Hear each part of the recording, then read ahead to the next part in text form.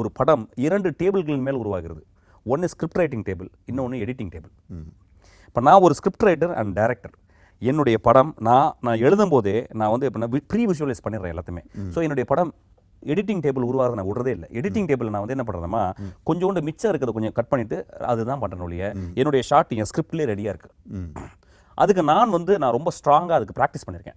இப்போ என்னுடைய ஸ்கிரிப்ட் எழுதும்போது இப்போ நான் ஓனாய் மாட்டுக்கொட்டியில் வந்து நான் வந்து ஒரு சீனில் கதை சொல்ல போகிறேன். எனக்கு தெரியும் அது வந்து 6 நிமிஷம் அந்த ஸ்க்ரீனில் நான் சொல்ல போகிறேன் அப்படின்றது வந்து எனக்கு அப்போவே யோசிக்கும் போதே இந்த சீனை நான் எப்படி வைக்கலாம்னும் போது இந்த சீனை ஒரே ஷாட்டில் தான் சொல்லணும்னு சொல்லிட்டு அங்கேயே நான் எழுதிட்டேன். நான் ஸ்கிரிப்ட் எழுதும்போது சைடில் வந்து 50 mm லென்ஸ் தான் போட போகிறேன்னு தெரியும். ஏன்னா ஒரு 50 mm லென்ஸ் தான் நம்ம கண்ணு.